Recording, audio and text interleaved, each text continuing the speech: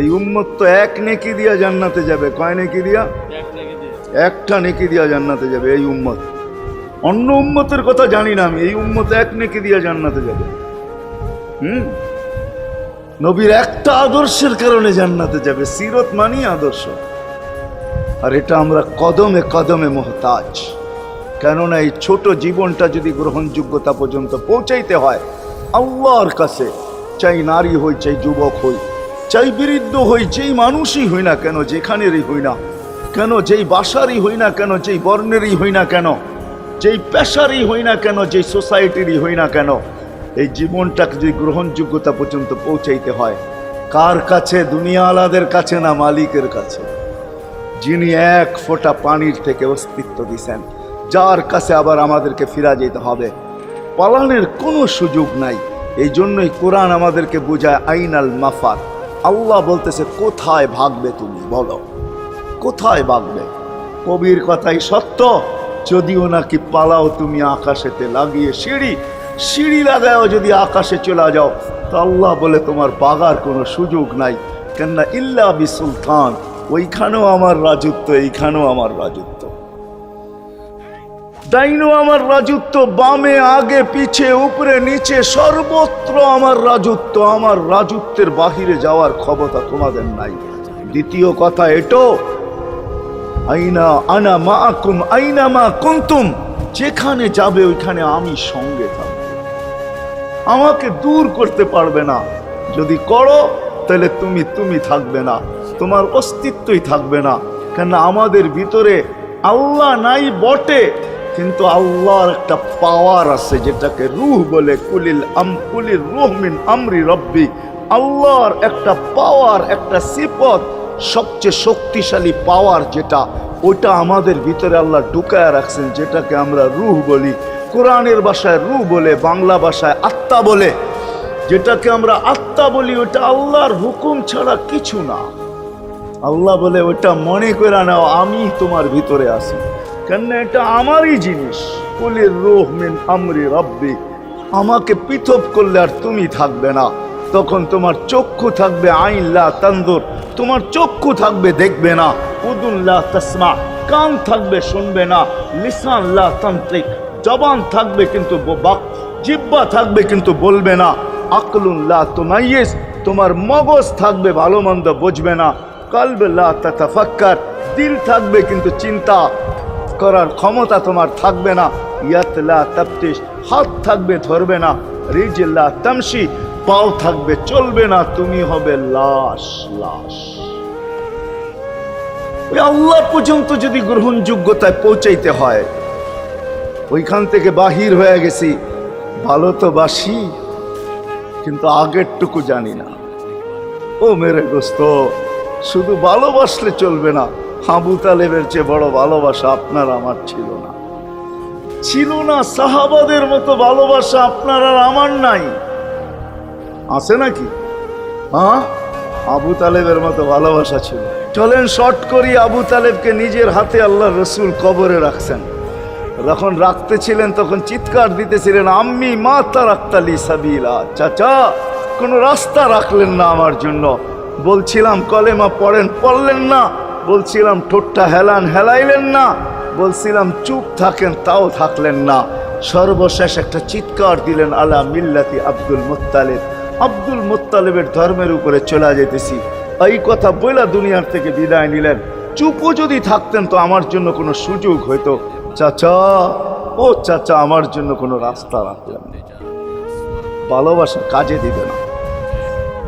এই জন্য চলেন, জীবনটাকে গ্রহণযোগ্যতা পর্যন্ত পৌঁছাইতে হইলে কদমে কদমে মুহাম্মদুর রাসূলুল্লাহর আদর্শ লাগবে। যেটাকে আরবি ভাষায় সিরাত বলে, যেটাকে কেরিয়ার বলে। আল্লাহর রসুলের কেরিয়ার লাগবে, আল্লাহর রসুলের আদর্শ লাগবে, আল্লাহর রসুলের সিরত লাগবে, আল্লাহর রসুলের চরিত্র লাগবে। এই জন্যই আল্লাহ কোরআনে বলছেন, লাকাদ কানা লাকুম ফি রাসূলিল্লাহি উসওয়াতুন হাসানা, তোমরা লিমান কানা ইয়ারজুল্লাহ, তোমরা যদি আমাকে পাইতে চাও তাহলে আমার আদর্শ সহজ করছেন, কঠিন করেন নাই। আল্লাহ কঠিন করতে পারতেন, আল্লাহ সহজ করছেন। কেননা আসলে উদ্দেশ্য ছিল আল্লাহকেই মানা, আল্লাহকে মানা উদ্দেশ্য ছিল। কিন্তু আল্লাহকে চোখে দেখা যায় না, মানবে তো মানবে কি করে? আল্লাহর কথা শোনা যায় না, তো আল্লাহকে মানবে তো মানবে কি করে? আল্লাহকে তো দেখা যায় না, আল্লাহকে তো আল্লাহর কথা শোনা যায় না, আল্লাহকে ধ্যান ধারণায় আনা যায় না, কোনো ধ্যান ধারণার ভিতরে আনা যায় না যে আল্লাহর আকৃতি এরকম। আল্লাহকে ধ্যান ধারণায় আনা যায় না, বর্ণনা দিয়ে শেষ করা যায় না। আল্লাহর বর্ণনা দিয়ে কেউ শেষ করতে পারবে না। কোরআন বড় কিছু আমাদেরকে বুঝাইছেন, অনেক বুঝাইছেন যে আল্লাহর বর্ণনা দিয়ে শেষ করা যাবে না। আল্লাহ শুধু আল্লাহ না, 99 নাম দেখলেই বোঝা যায় যে আল্লাহকে। আল্লাহ শুধু আল্লাহ না, আল্লাহ 99টা পদের অধিকারী। বিদায় আল্লাহ ধরা ছোঁয়ার বাহিরে আল্লাহ মানুষ প্রশ্ন করতে পারে, আপনাকে মানবো তো মানবো কি কইরা, পাবো তো পাবো কি কইরা? তো আল্লাহ আসান করছেন যে আমার নবীর আদর্শের ভিতরে আমি লুকায়িত আছি। ফুলের ভিতরে যেরকম ঘেরান লুকায়িত থাকে, আমার নবীর আদর্শের ভিতরে আমি লুকায়িত। নবীর আদর্শ মানতে থাকবে, আমাকে পাইতে থাকবে। এই জন্যই রাসূলুল্লাহর আদর্শ দরকার, সিরাত দরকার, কেরিয়ার দরকার। আর কেন আপনি আদর্শ মানবেন না? জীবনটাই তো আপনার জন্য আমার জন্য ছিল, ঠিক না? চোখের পানি ছিল তো আপনার জন্য, চিৎকার ছিল তো আপনার জন্য, রাত ছিল তো আপনার আমার জন্য, দিন ছিল তো আপনার আমার জন্য। দুনিয়ার কোনো মুহূর্ত নাই যেখানে যে আপনাকে আমাকে ভুলে গেছেন, এমন কোনো মুহূর্ত নাই। আরশে যাইও আপনাকে আমাকে ভুলেন নাই। যখন আরশে গেছে আমার বিবেক বলে ওইখানে হারায়া যাওয়া দরকার ছিল। মুসা আলাইহিস সালামকে আল্লাহ আরশ থেকে নিজেকে দেখানোর জন্য তাজাল্লি দিছেন। শুধু তাজাল্লি, আকৃতি না, তাজাল্লি দিছেন। 40 দিন বেহুশ ছিলেন, 40 দিন, 40 দিন। অথচ বন্ধু দুইজনে পাশাপাশি বসা, কাবা কাউসাইনি আও আদনা ফাদানা ফাতাদাল্লা ফাআওহা ইলা আবদিহি মা আওহা, পাশাপাশি বসা আছেন। তীর ধনুক থাকলে আপনাদেরকে আমি দেখাইতে পারতাম কতটুকু কাছে হয়েছিল। এরকম কাছে হারায় যাওয়া দরকার ছিল। আল্লাহ যখন জিজ্ঞাসা করছেন কি চাইতে আসছেন, আসআলুকা উম্মতি, এইখানে উম্মত চাবো না তো আর চাবো কি? এই সুযোগ পাবো আর পাবো কখন? এই টেবিলে উম্মত না উঠলে উঠবে কোথায়? এরকম কাছে হব তো হব কখন? এত কাছে পাবো তো পাবো কখন? এত কাছে হব তো হব কখন? এরকম পরিবেশ হবে তো হবে কখন? আপনি এরকম খুশি আবার হবেন তো হবেন কখন? আপনি আমাকে ডাইকা নিয়ে আসছেন, মেহমান বানায়া, আপনি মেজবান, উম্মত চাই। আল্লাহ জিজ্ঞাসা করছে এইখানে উম্মত? তো যুক্তি দিতেছে আনতা রব্বুল করিম আনান নবিয়্যুর রহিম কাইফা তুদাইয়ু হাদিল উম্মাহ বাইনাল কারীমি ওয়ার রহিম। শুরুতে আপনি, শেষে আমি। শুরুতে আপনি রব্বে করিম, শেষে আমি নবী রহিম। দুইয়ের মাঝে উম্মত জাহান্নামে চলে যাবে। আমি আমার মনকে বুঝাইতে পারবো না আমি উম্মত চাই। আল্লাহ সান্ত্বনা দিতেছেন, কাসসামতুল কিয়ামাতা কিসমাইন, কিয়ামতকে 2 ভাগে ভাগ করছি। আমি জানি আপনি একাই চিৎকার দিবেন কিয়ামতের মাঠে উম্মতি উম্মতি বইলা, আর কেউ উম্মতকে স্মরণ করবে না। নবীরা তো মাকেও স্মরণ করবে না, বোনকেও স্মরণ করবে না, সবাই নাফসি নাফসি বলবে। আপনি উম্মতি বইলা চিৎকার দিবেন। বিদায় কিয়ামত আপনার আর আমার মাঝে ভাগ, আর কারো মাঝে না। সালতো তা সাফি তো সাফা, ওই দিন আপনি চাইতে থাকবেন, আমি দিতে থাকবো। আপনি সুপারিশ করবেন, আমি মঞ্জুর করতে থাকবো। লা ইউখজিকা ফি উম্মতিক, আপনার উম্মতের ব্যাপারে আপনাকে আমি লজ্জিত করব না। কোরআন আসছে আল্লাহর রাসূলের কাছে, অদ্দুহা ওয়াল লাইলি ইদা সাজা মা ওয়াদ্দাআকা রাব্বুকা ওয়া মা ক্বালা। এই সূরার ভিতরেই আছে সাউফা ইউতিকা রাব্বুকা ফাতারদা, আপনাকে আমি রাজি করে ছাড়বো। কোরআন যখন নাজিল হইতেন তো কি অবস্থা হইতো ওলামারা জানে। আল্লাহ রসুল ঘামতে থাকতেন, এতটুকু কষ্ট হইতো। কখনো কখনো বলতেন কাদার রু আইয়া খরুজ, মনে হয় আমার রুটা বাহির হয়ে চলে যাবে। ওই কষ্টের ভিতরে জিবরিল যখন সাউফা ইউতিকা রাব্বুকা ফাতারদা পড়তেছিল, ওইখানেই থামায়া দিছে, জিবরিল থামো। বলছে কেন? সূরা এখনো শেষ হয় নাই। বলছে থামো, আল্লাহ আমাকে রাজি করতে চাইতেছেন, আমি এই মুহূর্তেই আল্লাহর কাছে কিছু চাইতে চাইতেছি। বলছে তোমাকে সাক্ষী রেখা। বলছে কি চাবে? তো চিৎকার দিয়া বলতেছে ইলাহি লান আরদা, ইলাহি লান আরদা হাত্তা ইয়াকুনা ওয়াহিদ মিন উম্মতি ফিন নার। ও মাবুদ, ও এলাহি, ও আল্লাহ, এক উম্মত জাহান্নামে থাকা পর্যন্ত আপনার উপরে রাজি হব। আল্লাহ, এক উম্মত থাকা পর্যন্ত রাজি হব না। যে আরশে যায় বলে নাই, কিয়ামতের মাঠেও বলবে না।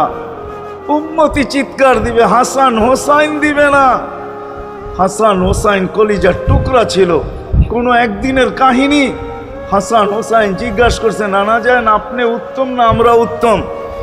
আল্লাহ রসুল সাদা সিধা জবাব দিছে, আমি উত্তম, আমি সাইয়্যিদুল আউয়ালিন ওয়াল আখিরিন, আনা সাইয়্যিদা উলদি আদম, লিওয়াউল হামদি বিয়াদি ইয়াউমাল কিয়ামা। হায় হায়, আল্লাহর জান্ডা কিয়ামতের দিন আমাদের নবীজির হাতে থাকবে। মাধবদীর মানুষ বোঝেন আমি যেটা বুঝাইতে চাইতেছি। ওই হাসান হুসাইনের খবর নিবেন না, নিবে উম্মতের খবর। জিজ্ঞাসা করছে, নানা জান আপনি উত্তম না আমরা? আল্লাহ রসুল বলছে, আমি উম্মত। দুইজনে হাসতে হাসতে কুটা কুটা। আল্লাহ রসুল বলছে, এত হাসো কেন? জবাব হয় নাই। মানি আমরা দুইজন উত্তম। কি কইরা তোমরা দুইজন উত্তম? প্রমাণ। আমাদের আম্মা জানকে চিনেন? তা আম্মার পরিচয় দিয়া বলতেছে, উম্মুকা লাইসা বিশাই, আমাদের আম্মার সামনে আপনার আম্মা কিছুই না। আমাদের আব্বাকে চিনেন? আব্বার পরিচয় দিয়া বলতেছে, আবুকা লাইসা বিশাই, আপনার আব্বা আমাদের আব্বার সামনে কিছুই না। আমাকে নানা জানরে চিনেন? চিনেন আমাদের নানা জানকে?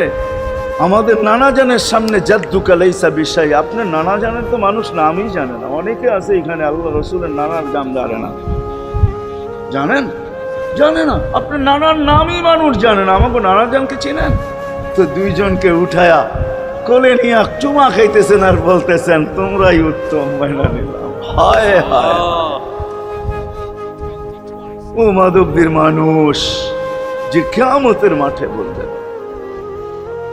যে দুনিয়ার থেকে যখন বিদায় নিতেছিলেন, হায় হায়, মালাকুল মউত যখন অনুমতি চাইতেছিলেন, বুকে হাত রাখবো কি রাখবো না, তো বলছে অনুমতি দিব। আইনা আখি জিবরিল, আমার ভাই জিবরিল কোথায়?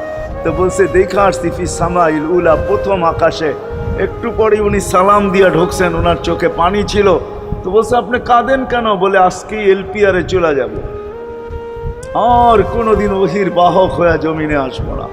আপনার পরে কোনো নবী নাই, কোনো রসুল নাই, আমারও ওহির কাজ শেষ। ওহির সুবাদে কখনো কখনো নৈকট্যময় জায়গায় চলে যেতাম, আজ থেকে আর যাওয়া হবে না। আমার চোখে পানি। দীর্ঘ ১.৫ লক্ষ নবী, ৩১৩ জন রসুলের কাছে আমি নিয়ে আসছি। আজকে শেষ দিন, এই জন্য চোখে পানি। তো উনি উল্টা প্রশ্ন করছেন, আপনার চোখে পানি কেন? জিবরিল মালাকুল মউত দাঁড়ায় আছে, অনুমতি চাইতেছে বুকে হাত দেওয়ার জন্য। এখনো এক প্রশ্ন বাকি। বলছে, সেটা কি? বলে, ফামান লিবাদিলি উম্মতি। অথচ ৯ ঘরে চুলা জ্বালানোর মতো তেল ছিল।